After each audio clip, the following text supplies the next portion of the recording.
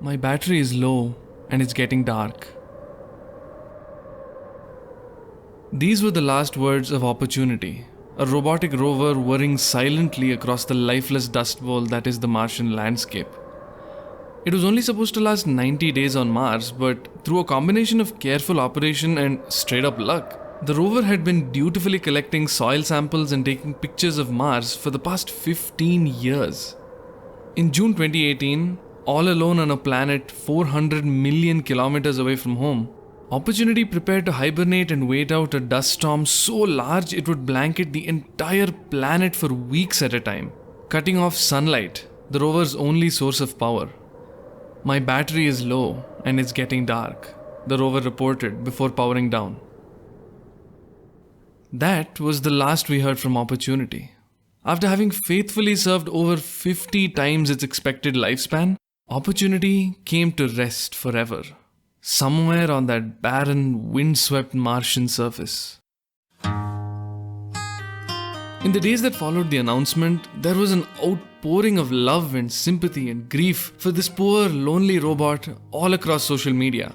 There were comics and memes and messages from people who'd never really cared about NASA or the Martian space program until then, and who were now coming together to mourn the loss of the rover. All because of that one line, "My battery is low and it's getting dark." It's kind of funny how we humans see ourselves in everything we do or create. We love to anthropomorphize everyday objects, giving them life and personality and feelings where there was none. It's kind of sweet, but in a way that you would find a dog chasing after its own tail adorable. Because it's dumb. Opportunity's final message was a matter-of-fact status report that was sent in the form of code to NASA. No more dramatic than a battery notification on your phone. And that iconic line was a throwaway statement in a science reporter's Twitter thread on the subject. But the idea that a lonely robot was sending out a final cry for help from a hostile alien world tugged at the heartstrings of millions back here on Earth, and we couldn't help but feel for Opportunity, the intrepid Martian robot explorer who'd made the ultimate sacrifice by going where no human dared to go. I just love this whole series of events because they so perfectly exemplify this very human obsession with creating stories. We literally cannot help ourselves. From the prehistoric era of cave paintings and rock sculptures, we as a species have never stopped creating characters, giving them human temperaments and emotions. We look at the sky and see a short-tempered god of thunder. We look at the pyramids and see the remnants of our alien overlords. We look at anime cat girls and we... Okay, who the fuck put this here? We're constantly trying to find new ways to create emotionally resonant stories that people love to get lost in. Early video games didn't really have characters or a plot or any of the usual trappings of a typical story. In a sense, the game design itself told a sort of meta story. Space Invaders is about defending your home planet from an invasion of aliens. Pong is about a rivalry between table tennis players. Pac-Man is about furiously consuming substances as you hide from your inner demons in the inescapable labyrinth that is your tortured subconscious. These stories aren't given to you explicitly, but they can be interpreted by what the game is making you do. This is what is called a ludonarrative. It's the story that's told or driven through gameplay.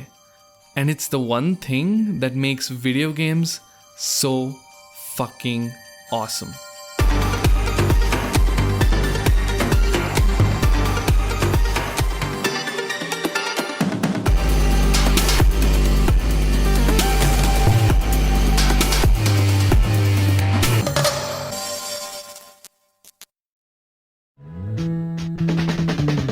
As a consumer of media, there's something insanely cool about being in control of the pacing of a narrative experience.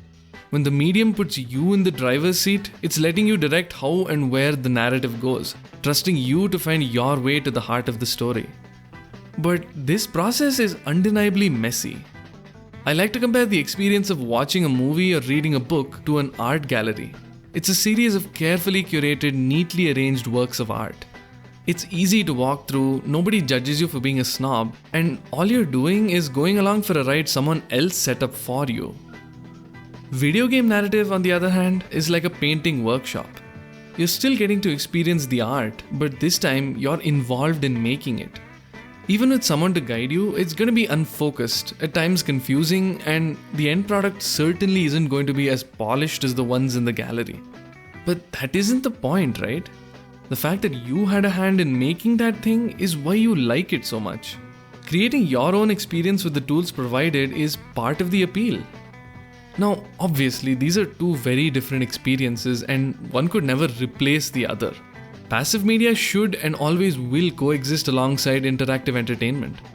But if you're someone who plays a lot of games, you've probably noticed that a lot of video game stories are just not that great.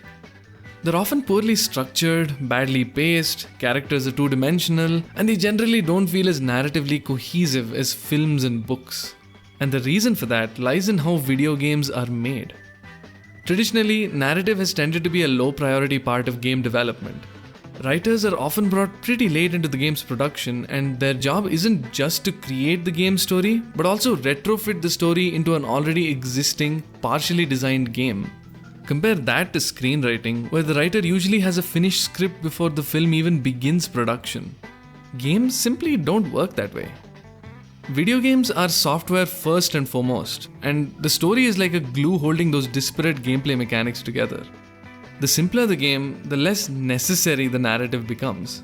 Tetris, for example, doesn't need and never will need a story. How would that work anyway? Writers have to adapt the story they want to tell to the type of game that's being made. And that's not all. A lot of the time, a game will already have designs or levels that are fixed, so the writer has to figure out a clever way to integrate that element without making it stand out. Eric Stirpe and Molly Maloney, writers and narrative designers at Telltale Games, press have to pay respects, hosted a great GDC talk where they gave this example. A narrative designer's responsibility is to create a narrative bridge between one scene and the next. For example, if a designer wanted the player to move from, say, a desert planet to an Arctic landscape, they would commission a narrative designer to invent a reasonable and creative reason for doing so. Now, I just want to make it clear that the roles of a writer and narrative designer are distinct and not the same thing. Writers write the actual story and dialogues and create characters and even lore. In that regard, they're not totally different from screenwriters. Narrative designers, on the other hand, interface with programmers, game designers, and artists to make sure the player properly experiences the story through gameplay. Eric and Molly like to say that narrative designers are primarily concerned for how the players experience the story, while writers care about how the characters experience the story. If you've ever played an Ace Attorney game, it's a writer's job to create the plot and mystery of each case, while the narrative designer will figure out how that mystery unravels in the form of investigations and courtroom trials. Remember when I mentioned ludonarrative, the process of telling story through gameplay? A narrative designer's job is to figure out how to use the gameplay as a storytelling tool, thereby establishing the game's ludonarrative. Not all games have a strong ludonarrative. Most levels in Mario games, for example, don't really have anything to do with Princess Peach getting kidnapped by Bowser. On the other hand, a game like Celeste makes a powerful statement about anxiety, depression, and finding the strength to overcome your inner demons by using level design and atmosphere to convey Madeline's mental state. That sort of narrative experience is entirely impossible in a non-interactive medium, simply because in those media there is a level of dissociation between the characters and the audience. Your relationship with a character in a film or book is secondary. Games are able to bridge that disconnect using the puppet strings of interactivity and make your actions inextricably entwined with the fate of your character. Caitlin Tremblay, narrative designer of Watch Dogs Legion, likes to think of storytelling verbs to make sense of how she designs her games. Words like attack, defend, kill, or spare all carry with them certain emotions that are important for you as a player. The mechanics of a game like Metal Gear Solid, even without the story for context, would tell you that you're playing as a deadly military operative stealthily taking out his enemies, while sporting an impressively tight ass. Solid Snake indeed. According to Caitlin, all gameplay actions imply how the character you're controlling behaves. Gameplay may not be giving us a strict plot, but it is giving us these early building blocks of world logic and story. What this means is that there is no way for you to ask the player to do something without them having some kind of emotional reaction to it. It's the designer's job to cleverly use the language of game design to guide the player's emotions in the direction the story requires.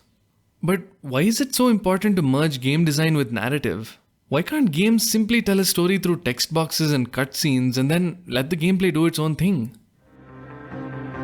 To borrow once again from Caitlin's talk, there's one big reason why that would absolutely suck. Without narrative design, there would be no story coherence. The gameplay would be trying to say one thing, while the story would be sending a totally different message. I've mentioned this before in my video on open world game design. The Witcher 3 has this main plot where Geralt is desperately trying to find his surrogate daughter Ciri, who's being hunted down by a band of evil elves. Meanwhile, he's still doing dozens of side quests, hunting down monsters for locals, getting his dick wet, and generally spending a lot of time not looking for Ciri, whose life is apparently in mortal danger. I'm not a crazy person to suggest that The Witcher 3 has bad narrative design, but the urgency of the main quest still feels totally at odds with the rest of the game, and kind of ruins the stakes of the story. Contrast that with a game like Red Dead Redemption 2, which still has its share of thrilling action, combat, and character development, but the story is laid out in a format that suits the open world nature of the game. As a member of a gang of outlaws, Arthur Morgan is just trying to survive in a hostile 19th century America and must help provide for the people who depend on him. This means hunting down wild animals for food, robbing carriages and trains for money, and exploring towns and the countryside for new opportunities that might help the gang. Sure, Red Dead's missions are super linear, but the structure of the game as a whole is perfect for the open world because it incentivizes getting lost in it and exploring for the sake of the main story and not in spite of it. A narrative designer's job is to constantly ask, how do we motivate the player to play the game as it was intended while still keeping them invested in the final outcome? Or as I like to put it, how do you get the player behind the wheel but stop them from driving off a cliff? And that is not an easy question to answer. Shocking, I know. So, there you have it. Narrative design is a relatively new field in games, and it's not super common to find dedicated narrative designers outside of AAA studios because small teams simply cannot afford to have one person focusing only on the story. But that isn't stopping game designers and developers from using gameplay mechanics in the most insanely creative ways to tell stories that are only possible in video games. For years, games have played second fiddle to movies, treating the interactive nature of the medium as an obstacle to storytelling rather than a tool to empower it. But as so many of my favorite games have demonstrated, that just shows a lack of imagination. By playing to the strengths of the art form and casting aside the shackles of existing established media, creators can do amazing things with new stories. And I personally cannot wait to see all the ways game designers push the envelope in stories yet to be told. Thanks so much for watching Next Level Narrative. If you want to see more like this, subscribe to my channel. And if you really want to see more, consider supporting me on Patreon. Shout out to my top patron Amit for their support. Thank you so much. This is your host, Anish Bhargav, signing out.